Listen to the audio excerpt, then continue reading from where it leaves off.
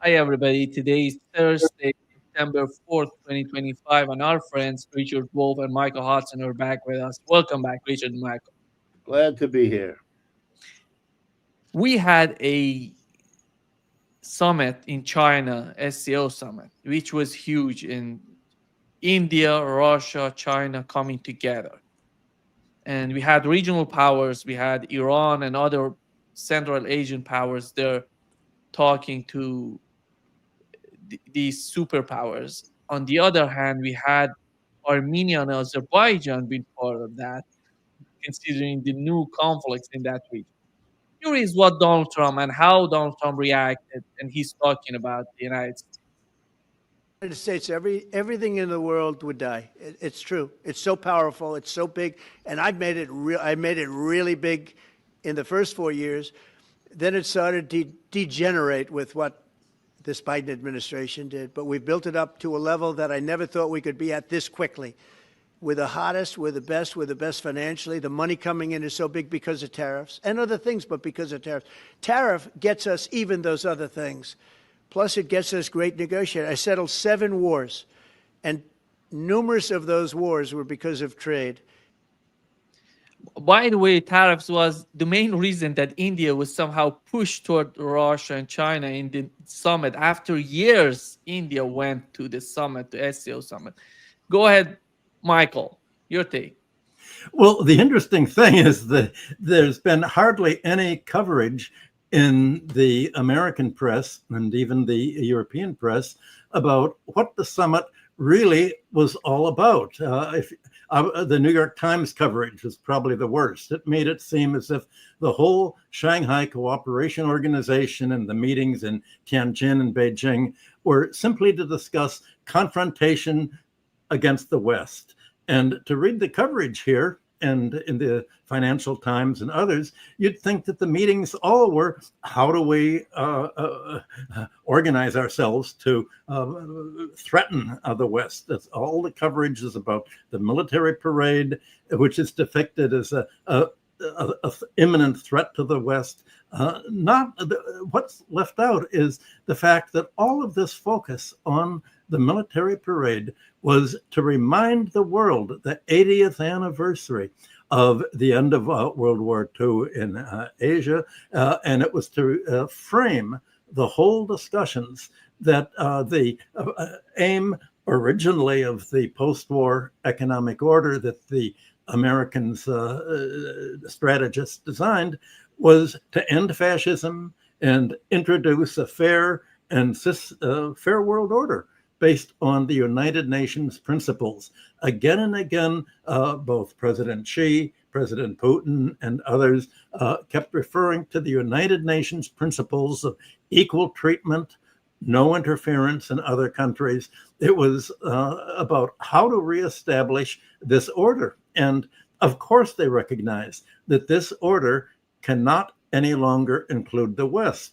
Putin's speech especially was how the United States and Europe have led the West away from the United Nations principles, away from the open international economy, away from the most favored nations treatment where you treat other nations equal and you acknowledge the security demands of everyone. So you had the NATO head, Mark Rutte, complaining that Putin was getting too much attention, meaning we shouldn't discuss, even what they're really talking about in China. It meant not to discuss how much of a landmark we've seen the last few days in introducing a new economic order. And President Putin, when told about this, explained that the press conference he gave one, the confrontation was not at all the focus. The talks were about how to spell out the details of consolidating relations among the Asian countries, the BRICS countries, and the global South countries themselves. There was no mention in the speeches that were given and the press conferences really about the West. It was about themselves. And specifically, how are Asia and the global South countries to go their own way with minimum contact and exposure to the West? They're not trying to attack the West. They're trying to isolate themselves and break free of the Western economic model of Margaret Thatcherism, financialization, neoliberalism that's led the West to deindustrialize. How can the members of the SCO, BRICS, and their allies in the global South, how can they create a socialist market economy, basically along the similar lines to China, that actually raise living standards and increase productivity instead of deindustrializing? So no war is really threatened except by NATO, but there's not going to be peaceful relations either. The idea is how to become independent of relations with the West, and this is what's not being discussed here. And this split is best epitomized by the Power of Siberia 2 pipeline. That was the most important discussion that came out. And this was gas that originally was planned to go to Europe via the Nord Stream 1 pipeline. Well, that's all ended. This Siberian gas is going to go via Mongolia to China. And just as it powered Russian gas powered European industry in the past, it's now going to do the same for China, Mongolia, and other countries that are plugged into their mutual pipeline. Well, what that means is that Europe is going to be left to depend on US liquefied natural gas exports, much higher prices, and declining North Sea supplies from Norway, and the gas, this enormous amount of gas in Siberia is going to drive Chinese growth. Well, yes, you could see the fury that this has caused in Europe. Yesterday afternoon, the German Chancellor, Friedrich Merz, called Putin perhaps the most serious war criminal of our time. What he said, the European Union is rapidly transforming from an economic union it's into a military political bloc with almost, he gave almost constant aggressive decisions and statements. And that's how President Putin described what Merz said, that the Western reports are simply belligerent. And Putin said, we do not assume that any new dominant states should appear. Everyone's going to be on an equal footing.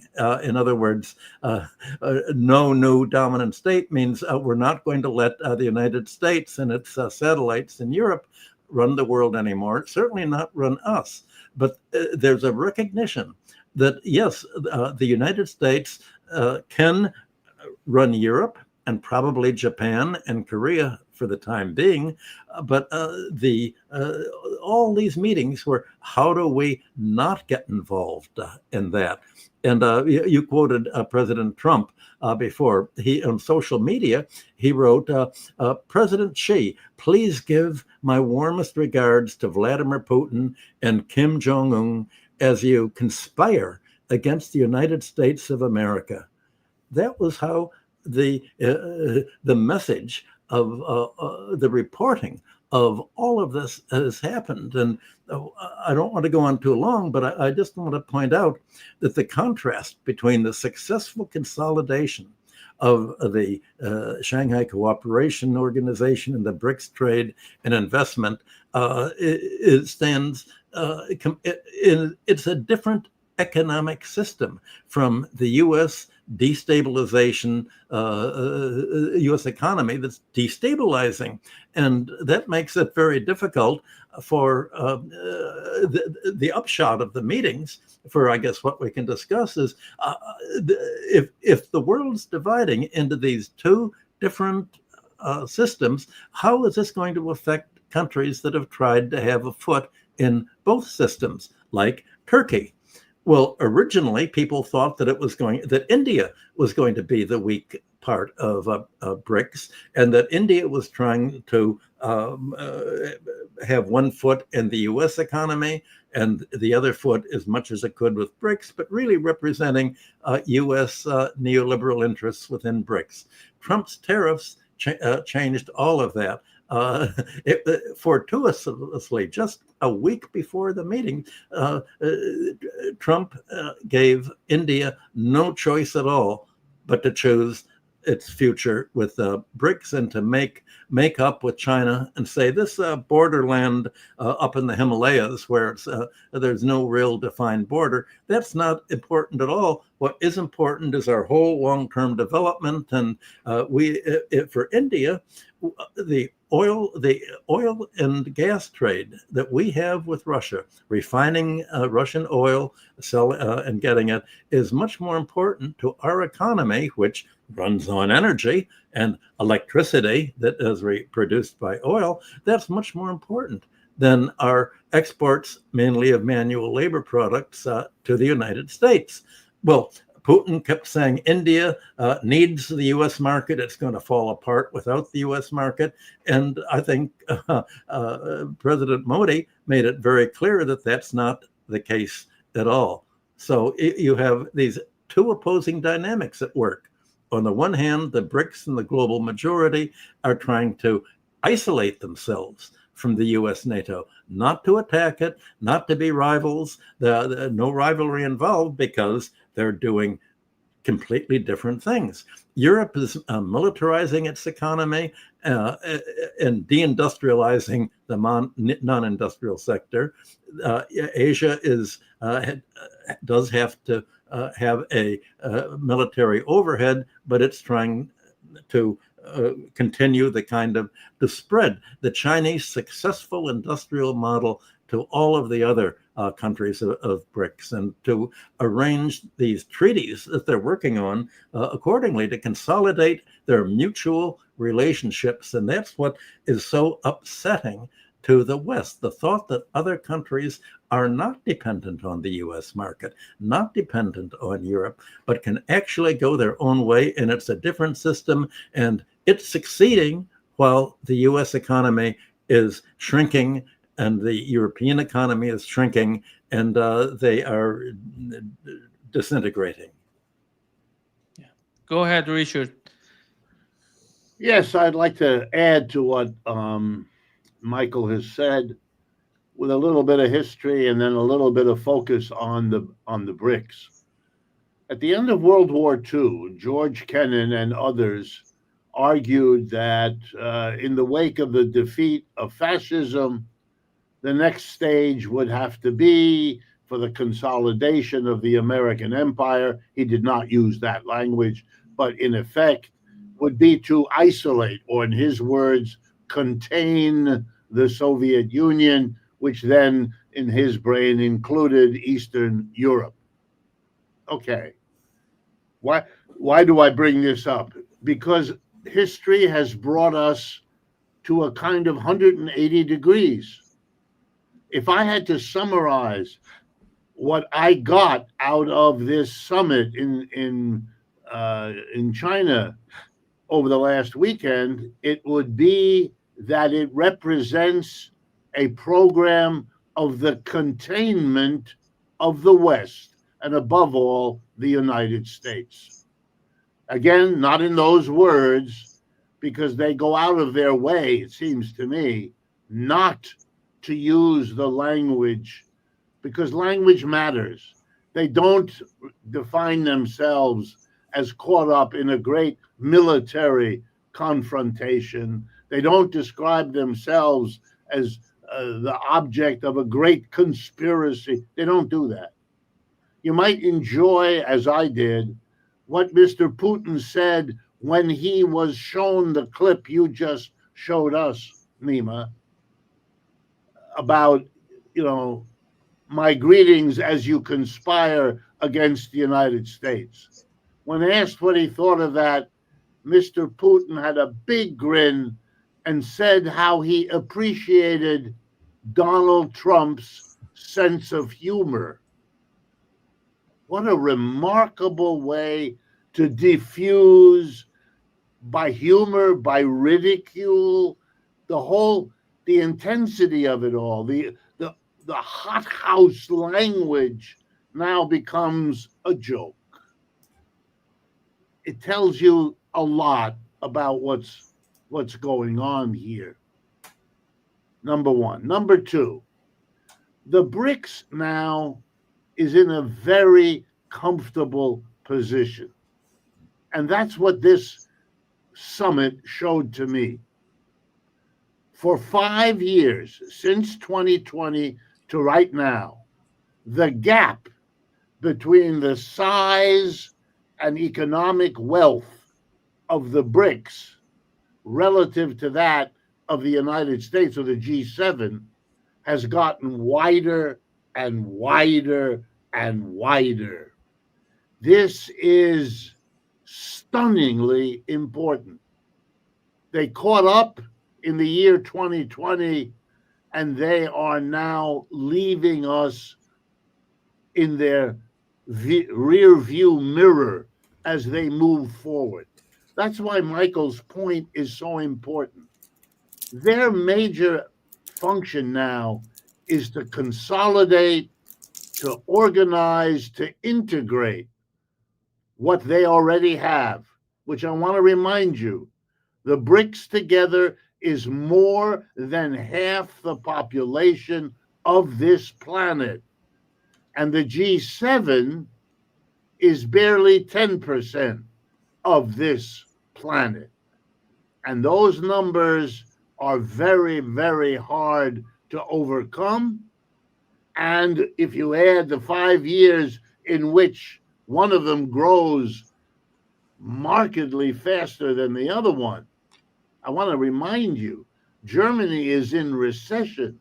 Britain is barely holding on. The United States feels better than all of them because it has 2.5%. China has 5% and India has 7%. There is no contest here. Time has been on their side and only becomes more so as I speak. And that's what they were dealing with. They know that. The United States people know it too. Everybody knows it. But that means they don't need and they don't want military confrontation. And they don't want it because they don't need it. Whereas the West wants it because it needs it. You have to keep that in mind, or else you'll misunderstand the dynamic that's going on here. And I think at the bottom here is a very, very dangerous situation. And let me end my comments with that. The United States maintains 700, roughly, military bases around the world. Russia and China have nothing like that. China lists one, and I don't know what the Russians list, but it's trivial. Okay, what does that mean? Well, let me give you a second example. Over the time of the meetings in Beijing, the one dramatic thing that the United States did and made sure that the president announced was an extraordinary act. A boat, a little boat with a few outboard motors, was moving in waters 1,000 miles away from the United States. It was clear from the pictures that we've now been shown that this boat had no missiles on it. It couldn't have sustained them. It was too small. It was moving in the water between Venezuela and Trinidad, which is a short distance. Those countries are separated by 10 or 12 miles of water. And the United States took the extraordinary step, since you can't know what's on such a boat without pretty close inspection, it did not stop the boat. It did not arrest the people in the boat. It blew up the boat with either a drone or a missile, killing, according to the US government, 11 people who were in or on that boat. That is the United States, and this was announced by the president in his press conference. It was announced without arrest, without a trial, without a jury, without a judgment, and these people were summarily executed. What are you doing? By the way, these are international waters where global international law forbids this. The United States is not at war with Venezuela, or if they are, no one has declared it. Not the Venezuelans, not the Americans. Congress hasn't voted for it, and the president hasn't said it. He announced that we, whoever the royal we was, took out a drug boat, as if he knows 1,000 miles away what was in that boat and where the people in the boat were going with what was in the boat. Since it's 1,000 miles away, since there are many countries between that place and the United States, that boat could have been going to any of them with God knows what in it. What are you doing? That is so outrageous an act, and will be seen around the world in that way, that you have to ask, what would possess you to do it? And what would possess you to have your president tell the world you're doing it? And the only answer I can come up with is that it is very important in the short run to take the headlines away from the Epstein case, which threatens Mr. Trump. And in the long run, it's an underscoring that military action is what we are reduced to. And now, finally, in Afghanistan, the United States began, if I understand it correctly, to use drones. And very famously, over a number of years, listened to whatever its sources of information were, and used the drones to assassinate groups of people who often turned out to be a funeral, a wedding, a family gathering. Okay, if you keep doing that, and that's the equivalent of what was done with that boat, you are teaching the people of whoever you do that to be deeply angry, bitter, and fearful, because to them, this is wildly irrational military destruction.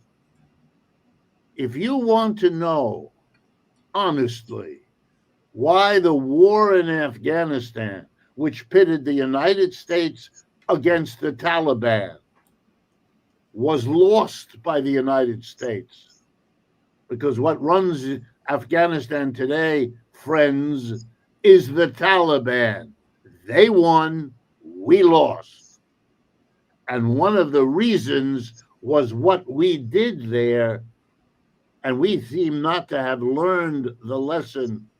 All of Latin America can now sit and wonder, can you send a boat with anything, anywhere in the Caribbean Sea, for example?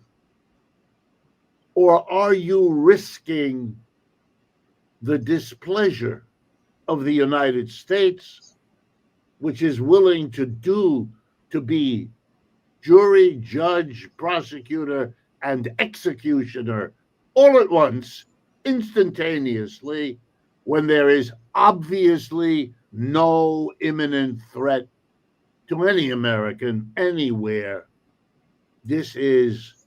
We're watching something which in itself is small, but put into its context is not small.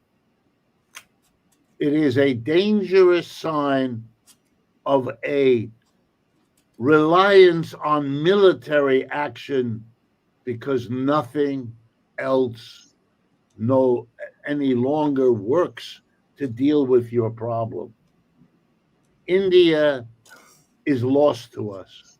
The president who suggests that he is a great leader because of his tariffs, just as we watch the BRICS organizing itself to enable dozens of countries to reduce or eliminate the damage they feel the tariffs have done to them. 50 billion or 100 billion raised by the tariffs is a childishly inadequate offset to the damage done by what India has done, and finally, what every country on earth is now doing. Every business involved in international trade is now doing. They are reassessing. And by the way, that includes American companies, both those located with plants abroad and those here in the United States. Practical profit maximizing strategy requires you to adjust to a dramatically changing world economy. The rest of the world has not, in most cases, imposed tariffs on the United States, but they could. And if the evolution develops in certain directions, they will. And where you locate your business, who you trade with, who you buy from, who you sell to, everyone is recalculating.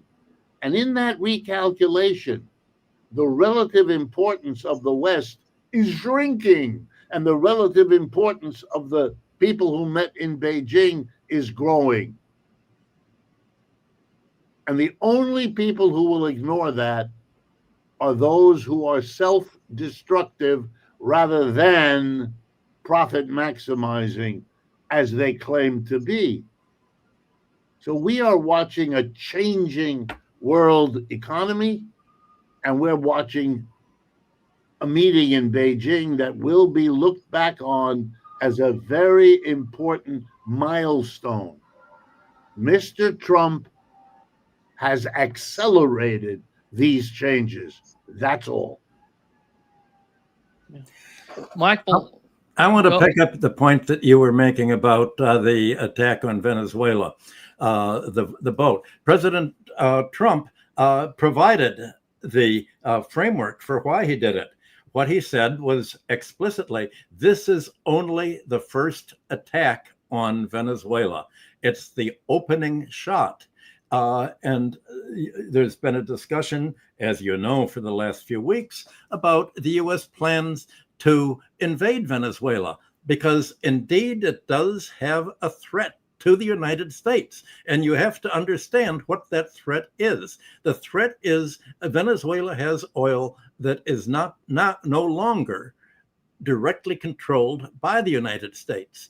Control of the world oil supply, at least control of the oil supply to the Western satellite countries, is a key to American diplomatic control of their economies, because it's this control by the Eight Sisters, the big American, British, and Dutch oil companies together, that enables the United States to impose sanctions to say, if your country does not do what we want, for instance, if your country does not break off your trade and investment relations with Russia, we're going to cut off your oil. So I think you have to put the Venezuelan attack in the same context as the American destruction of Nord Stream. The United States has already said, Trump has put a $50 million bounty on whoever can kill Venezuela's President Maduro. This is not exactly the UN Charter's rule about not interfering with the internal affairs of other countries. The United States has already grabbed Venezuela's assets. Its gold assets that were held in the Bank of England have been grabbed. The United States has grabbed Venezuela's holdings of distribution and gas station networks in the United States. The United States wants Venezuelan oil because it's an enormous amount of oil. And the United States has aimed at controlling this oil for the last century. That's why its refineries are not in Venezuela, but in Trinidad, because that's separate from Venezuela. The United States has always wanted the ability to put pressure on Venezuela by saying, well, you may have the oil, but who's going to refine it? Well, here you're 12 miles away on Trinidad. Well, that's very separate, and we can control Trinidad and just have our control over you. Think of the imminent attack on Venezuela in the same frame of reference that Trump has said we must invade Greenland for our own national security. For Trump, and Greenland has raw materials that the United States wants. It has favorable situation geopolitically in the north to control a large part of the sea trade and the whole Arctic arena. This is what it's all about. The United States wants to actually invade Venezuela, and it apparently has been preparing marine forces for an invasion. We don't know how many. There are various rumors and reports around, but enough reports to say that the plans are all there. And when Trump says this is only the first step, it's not about the boat. It's not about drug dealing. If you don't like another country, if you don't like socialism, what's the American translation of socialism? Drug dealing, terrorism. They're accused of that. Again, the one thing that the United States cannot talk about as it's forced to neo-colonial imperialism, conquer Venezuela, conquer Greenland, just as England and France and Germany conquered part of Africa. All of a sudden, we're put back in history, 150 years after this. Well, what they cannot talk about, to get back to the SCO and BRICS meetings, is that what the BRICS are doing, what China has done, is in creating a mixed economy. Well, let's call it a socialized market economy. This was the original dynamic of industrial capitalism, seeking to rationalize production, minimize waste, minimize unnecessary costs imposed by rent extracting classes, the landlords, the monopolists, the banks that did not play a productive role in financing industry. The problem is that America and Europe no longer follow this original 19th century logic of industrial capitalism. They're willing to blow up the world if they can't control it and dominate other countries. That's what's an issue in this Venezuelan boat attack. That was, again, it was shown again and again on network television, the blowing up of the boat. So maybe the title of this show should be Late Stage Barbarism.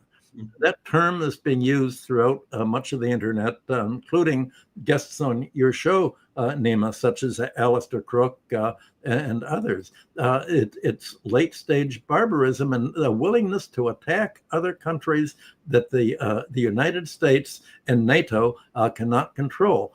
That is a setting for what Asia, the BRICS, and the other countries are following to say, let's look at where the US economy and the European economies went wrong. How do we avoid it among themselves?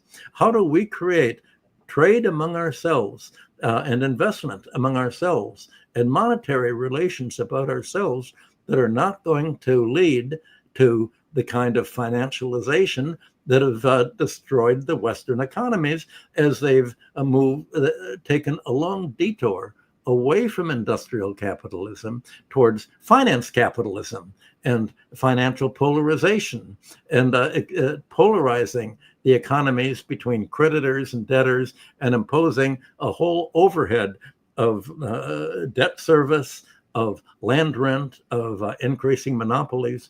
That's the Western model. And what the BRICS are discussing is how do we avoid all this?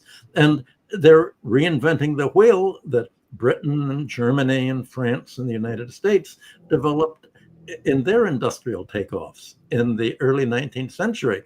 Well, that's what can't be discussed. So instead of spelling it out by saying, well, we're no longer in industrial capitalist countries, we're deindustrializing. And so the only way that we can control other countries is to grab them by military force, whether it's Venezuelan oil or Greenland or Ukraine's rare earths. They just call them, well, they're drug dealers, they're belligerent, they're evil. And this demonization of other countries, as if countries that you can't control are drug dealers, are ethnically inferior if they're Slavic and you're a Ukrainian, if they're Hispanic and you're an American government Republican. All of this demonization is to avoid talking about what this world split that we're seeing taking shape in the last week is really all about. I wanted to add, because there's an ongoing debate which begins by recognizing, correctly in my view, that there are also huge differences among the members of the BRICS. That is correct. These are very different countries, different histories, different economic systems, different cultures. It is a very complicated, heterogeneous mass, number one. It is right now being thrown together by a common enemy. And what is not recognized here in the United States is that the United States is that enemy. That's why you have this apparently perverse result that the United States wants to do everything to dismiss and to deny the BRICS, and then is confronted by the fact that it is the single most important bringer together of this heterogeneous. It's important also to recognize that as the world is changing, the way we think about the world economy has to also change now. The 20th century set up the issue as if it were a great historical struggle between the capitalist system and the socialist system, US, USSR, etc. Those issues raised by the capitalism versus social, those are still on the table. Those have not been resolved, not in the West, not in the East either. They will play their role. Right now, they are secondary because the key issue motivating world actors and affairs is this break between the dominance of the West and the rise of the East, the decline of the G7, the rise of the BRICS. And it is perfectly appropriate for us to think about that dynamic, not because it displaces or somehow renders no longer relevant the capitalism socialism struggle. That struggle is there, it's right below the surface, and it will come to the surface. It does already now, but it will continue in one country or another, in one region or another, in one group of striking workers at a factory, in fill in any blank of any country now in the BRICS. They haven't overcome those contradictions. Some of their enthusiasts may say so, but that's naive. You know, the people who made the transition from feudalism to capitalism, for example, in France, Robespierre, Danton, all of them, they love to talk about liberty, equality, fraternity, and the struggle of people. They believed if you bring in capitalism, you will get liberty, equality, fraternity, and add the American Revolution contribution, democracy. Well, the 19th century taught people that you got the capitalism, you did. You buried feudalism, you did. But did you get liberty, equality, fraternity, and democracy? Not at all. And who made that point more powerfully in the 19th century than everybody else? Karl Marx. That's his contribution. He loved liberty, equality, fraternity, democracy, the French and American revolutions. He said so over and over again. But he said capitalism is its own obstacle to getting that done. And that was his other great contribution. It's not external, it's internal. Well, we have every right to say, and I would argue, that the BRICS is an immensely important break in Western capitalism, challenging all the people who led it, or as Michael says, challenging the whole logic and ideology of capitalism in the 19th century and the 20th.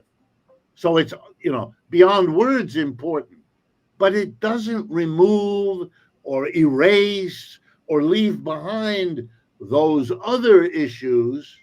It just teaches us that while we may have thought the issue in the 20th century was capitalism versus socialism, a lot of other things were going on, and those have now come to the fore, pushed away, pushed into second place, those other issues, but they're not resolved. They will show us in the future that those issues remain on the table, and they will be doing that in China and everywhere else as well. Well, Richard, you're quite right in emphasizing the I'm blacking out now. In emphasizing what the break was. The BRICS have a variety of social political systems, and they're very heavy neoliberal forces within the BRICS. How do they deal with that? Well, I think the key to these meetings is not, although nominally they're geopolitical meetings that we've been seeing in China, the whole meetings were built around this military anniversary of the ending of World War II. It was placed in a military perspective in order to highlight just how important today's fight is in shaping the next 80 years, because the promise, just like the promise of industrial capitalism to bring about more equality and raise living standards, ended up taking the detour into monopoly capitalism and finance capitalism. The United Nations agreements and the whole economic order that was devised in 1944 and 1945 that created the UN and the IMF and the World Bank has not lived up to its promise at all.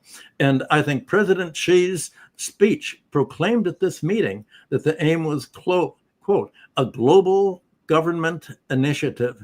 He's talking about how do we make global governments that can be agreed upon in the face of these neoliberal strength in some countries, in the face of the surviving post-industrial rent-seeking interests in many of the BRICS countries and many of the global South countries. How do we deal with it?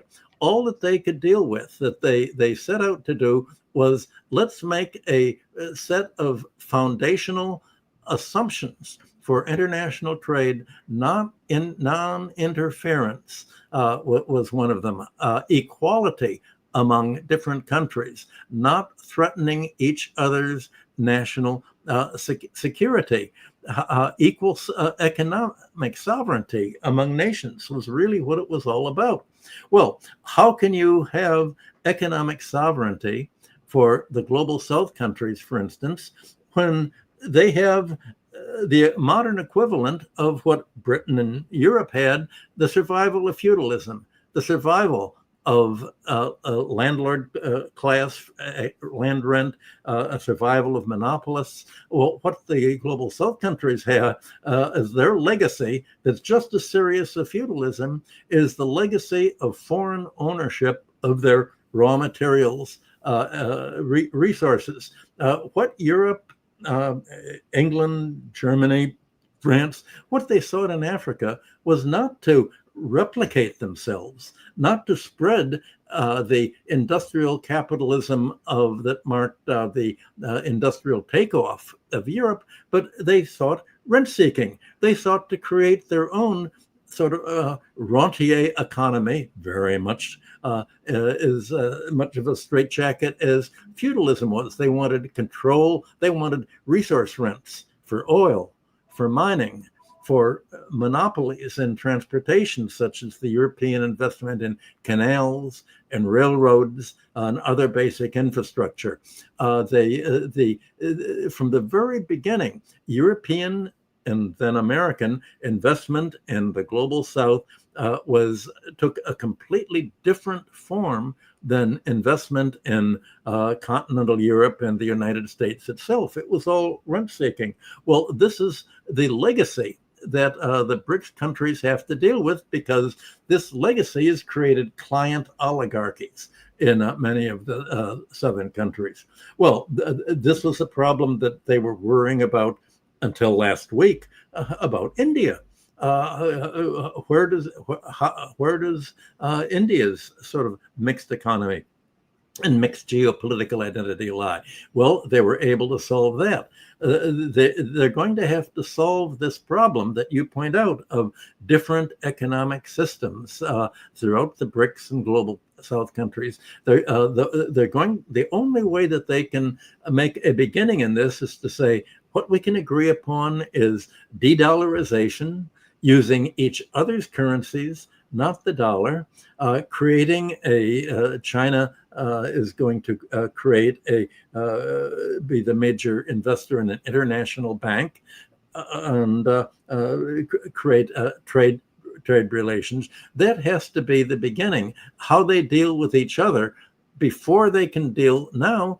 How do we deal with your domestic economies so that you other countries can follow the same path that China has done in keeping the financial sector as a public utility to create money and credit for purposes of capital investment and productive lending instead of predatory corporate takeovers and financial leveraging and debt pyramiding that you have in the United States. This is what they're trying to do. I think the focus is on international geopolitical relations before they can then go into the domestic relations. And as they work out this geopolitical discussion of, well, how are we going to arrange for the means of payment? What is a productive loan? This the structuring of foreign trade and investment has its own momentum in transforming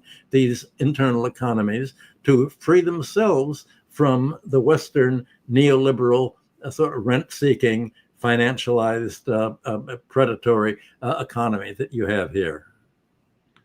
Richard, just to add something to what Michael said, that over the last 3 years, the United States dollar has lost about 107% of its value relative to gold.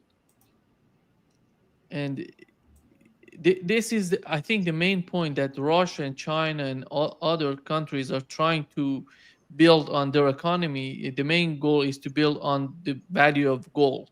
And go ahead, Richard. You wanted to add? Yeah, I also personally am running out of time, but I just want to add one little point.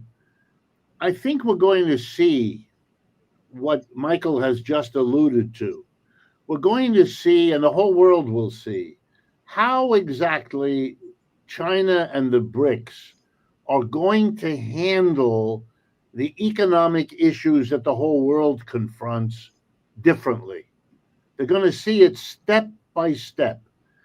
Whether it's in the attention paid to the climate, how much of your economic development is going to be shaped by taking seriously the climate issues versus not doing that?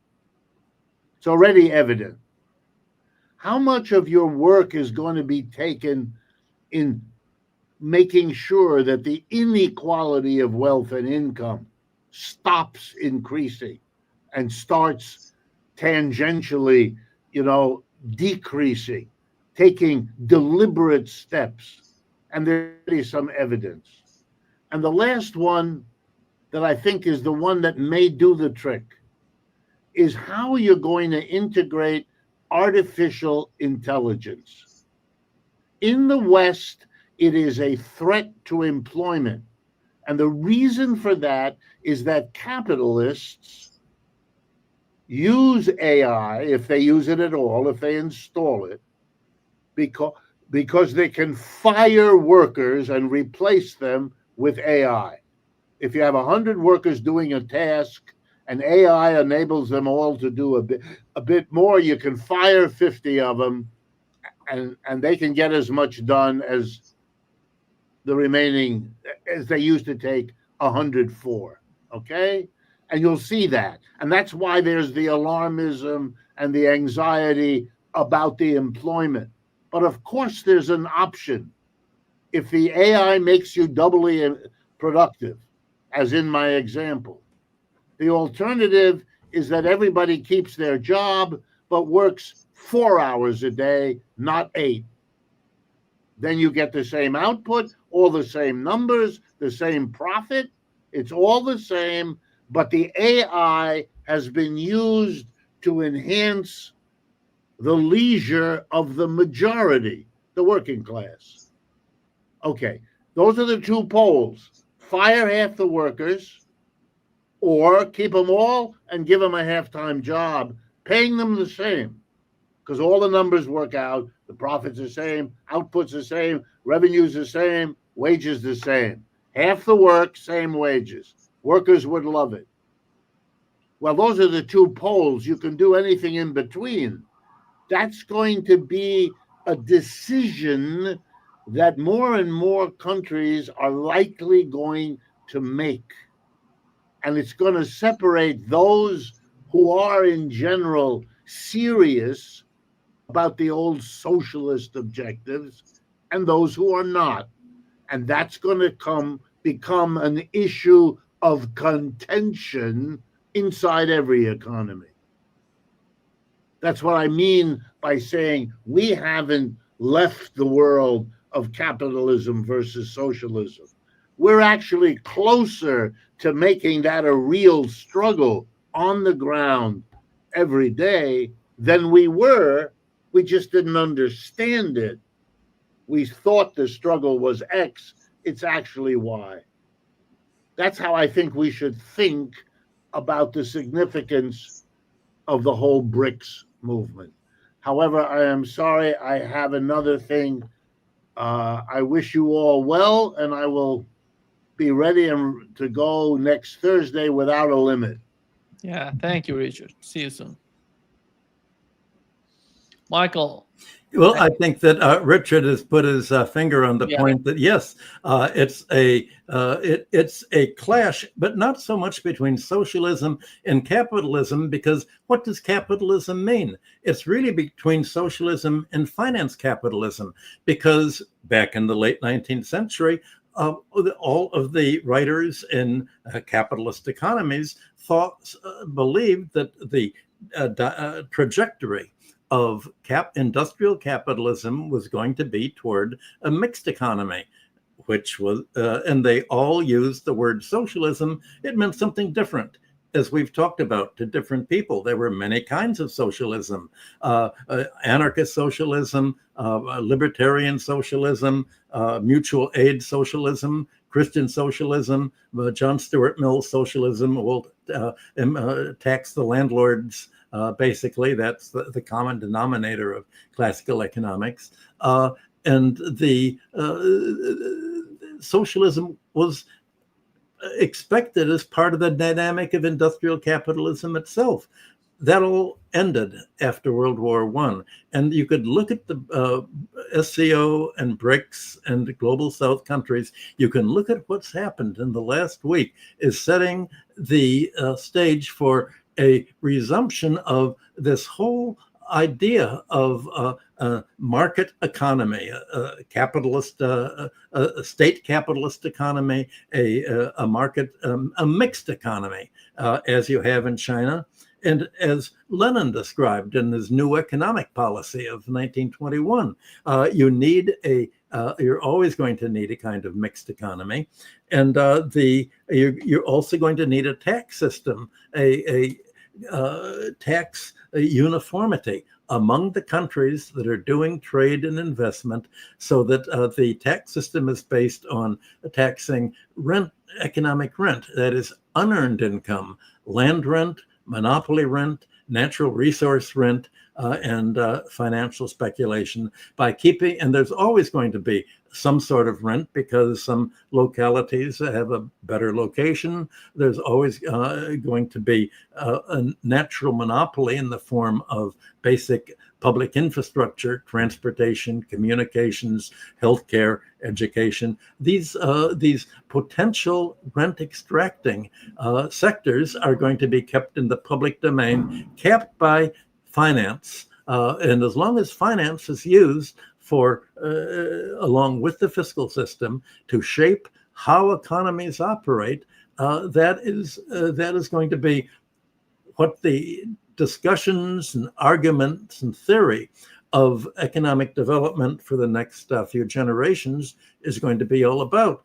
Well, that's exactly what is not being discussed in the West, but it is just being discussed in China and among the countries that we're just meeting in Beijing. So I think we can look at this as setting the stage. On the one hand, the positive lines that Asia is taking and drawing in as many of the Global South countries as want to join, even if it means moving away from their vested client oligarchies and their own rentier interests that the West has put in power for all of this. And this is, of course, what the whole American fight against Venezuela is. They tried to have a socialist revolution with America saying, we're going to make socialism so expensive for you in its military overhead, in its sabotage of your economies, that we can then say socialism's a failure